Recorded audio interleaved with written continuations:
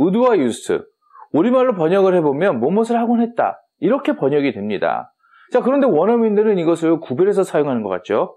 자, 그리고 영문법을 공부하다 보면 이 두 개를 비교하는 게 반드시 등장할 정도로 중요한 문법처럼도 보입니다.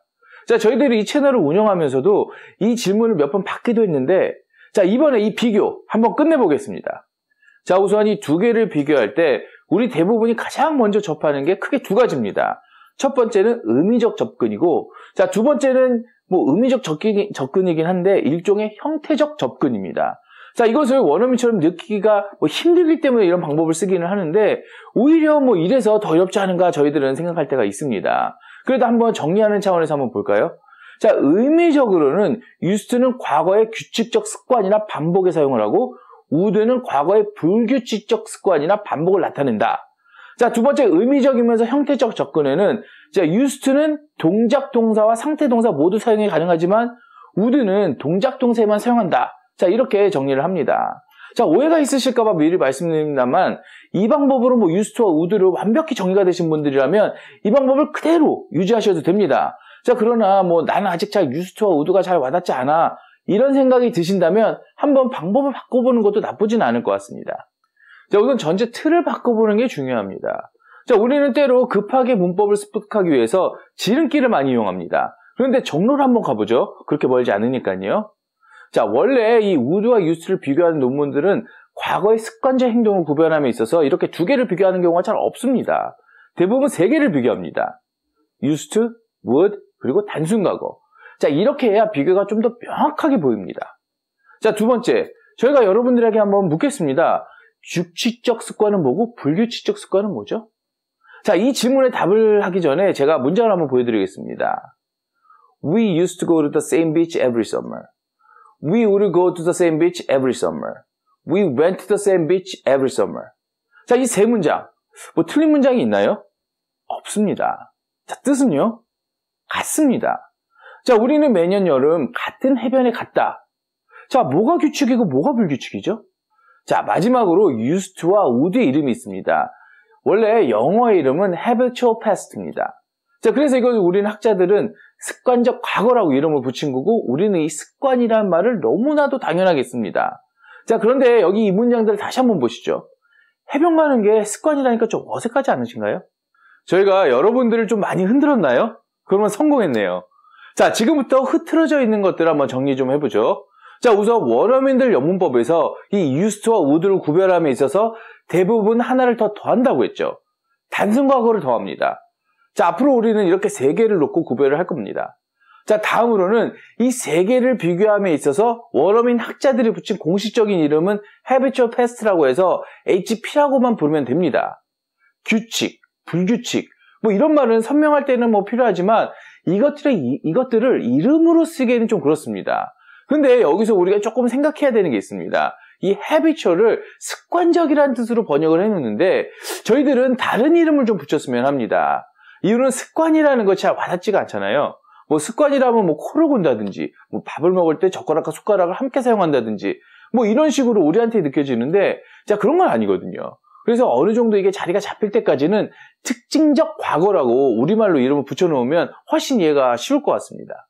물론 저희가 authority를 가지지 못하기 때문에 이렇게 해도 되나라는 생각 듭니다만 중요한 건 제대로 이해하는 것이기 때문에 저희들과 함께 공부하시는 분들은 이렇게 이름을 붙이시면 영어 문장을 이해하시는데 훨씬 더 잘 와닿습니다. 자, 여러분, 이렇게 놓고 보니까 어떤 느낌이 드세요?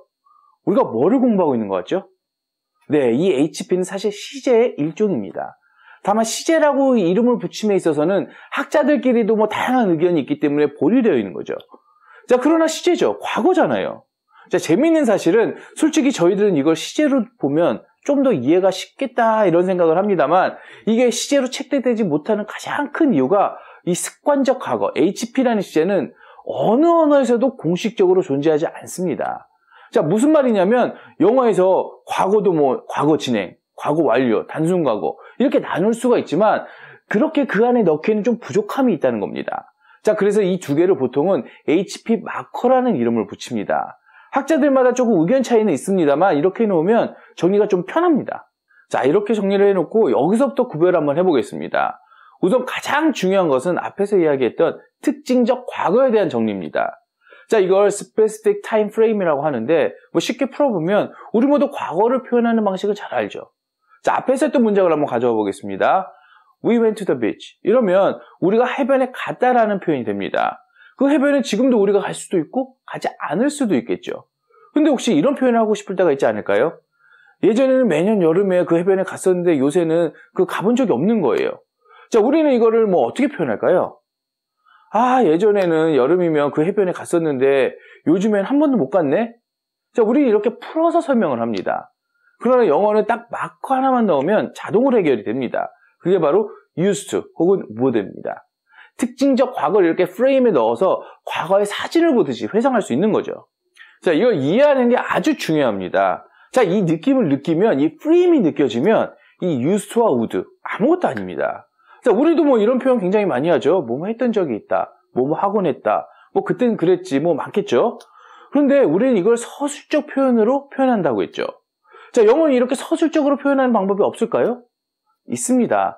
단순 과거로 쓰는 방법이 있죠.